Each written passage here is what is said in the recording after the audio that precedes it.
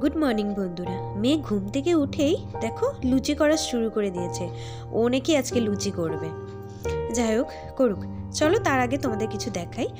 সকাল সকাল আমি ঘুগনি করে ফেলেছি আর করেছি পায়েস, আর তেলটাও কড়াই গরম করে ফেলেছি। তেলের এখন লুচি ভাজবো। লুচি করে লুচি আর ঘুগনি আমি বাবুকে দিয়ে দিলাম।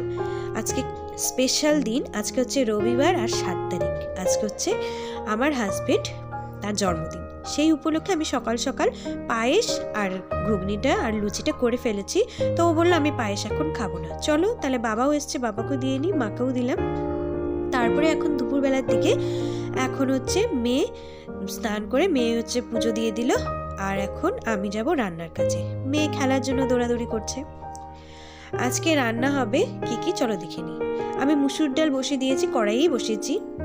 তারপরে এখানে হবে 5 রকমের ভাজা, তো সেটাও কেটে নিয়েছি। এখানে আছে বেগুন, ফুলকপি আর লঙ্কা, বড় লঙ্কা, তারপরে মাছ ভাজা আর আলু ভাজা। এই হলো ভাজা, আর মাছের তরকারি করব। চাটনি করছি আগেই, যেহেতু ওদের জন্মদিনে মাংস খায় না, সেজন্য আর আমি মাংসটা করিনি। দেখো আমি রেডি করে ফেলেছি ওর খাবারটা, আর মাকেও খেতে দিয়ে দিয়েছি, মেয়েকেও খেতে দেব। আর বললামই মাছ, যেহেতু মাংস খেতে হয় না সেজন্য মাছ দিয়ে দিয়েছিলাম। আর ঘিটা পরে এনেছি, কারণ ঘিটা দিতে প্রথমে ভুলে গেছিলাম। তো চলো আগে খাওয়া দাওয়া করে নিই। আর বাবুর জন্য আমি একটা ছোট্ট গিফট আনছি। সেই গিফটটা তোমাদের আগে দেখানো হয়নি, আর যখন দেখিয়েছি তখন ছিল না কারেন্ট, অন্ধকারের মধ্যে। দেখো যেই আমি ঘরে ঢুকলাম গিফটটা দেওয়ার জন্য, সেজন্য কারেন্টটা চলে গেল। কারেন্টে কি হচ্ছে, বারবার আসছে আর যাচ্ছে, যার জন্য খুব অসুবিধা হয়েছে আজকে রান্না করতে আমার।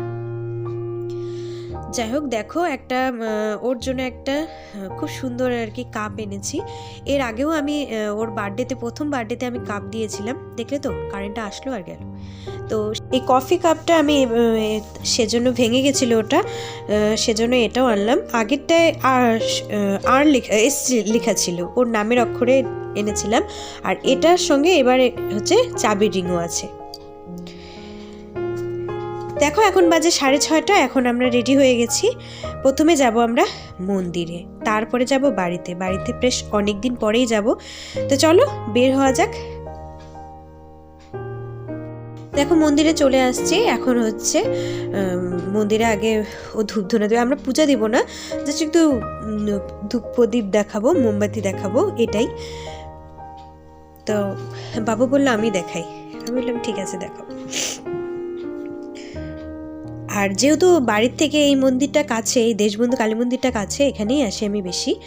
তারপরে দেখো চলে আসলাম বাড়ির উদ্দেশ্যে। আজকে অনেক দিন পর বাড়ি যাচ্ছি। সেই ভাইফোঁটার আগের দিন বাড়ি গেছিলাম, মানে মঙ্গলবার দিন বাড়ি গেছিলাম, কারণ বুধবারে হচ্ছে ব্যাঙ্গালোরে গেছিলাম দেখে মঙ্গলবারে দেখা করতেও গেছিলাম, আর ভাইফোঁটাও দিতে গেছিলাম। যাই হোক বাড়ি চলে আসলাম। বাড়ি আসলাম কয়েকটা বিস্কুট নিয়ে, চাটা খাবো, তারপরে চলে যাব। যেহেতু ঠান্ডা, বেশি রাত থাকবো না। তারপরে কিন্তু আর বাড়িতে আসা হয়নি, কারণ ও রোজই মানে প্রত্যেক রবিবার দোকান খুলতো দেখে, তো এই রবিবার আর দোকান খুলে নেই। আর আমার মেয়ে এই বাড়িতে আসলেই একটা নিয়ম আছে, ঠাম্মাকে যখনই এটা মানে দিবে কোনো কিছু, তখনই ঠাম্মা এ দেখো মাথায় নেবে।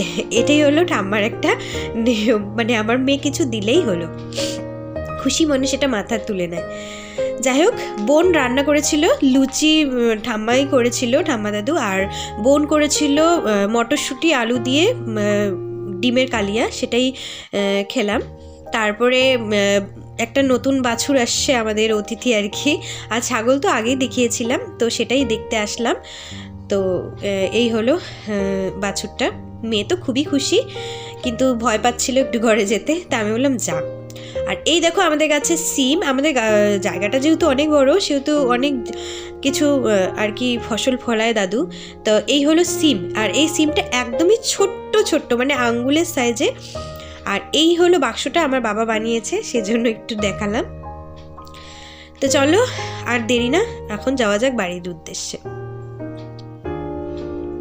আর এখানে এমনি ভাত হয় বা গরম জল হয়।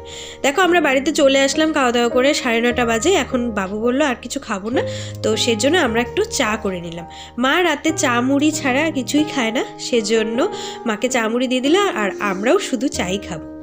তো তো চলো আজকের ব্লগটা এখানেই শেষ করি। আর ব্লগটা কেমন লাগলো, এই বার্থডে সেলিব্রেশনটাই বা কেমন লাগলো সেটাও জানিও।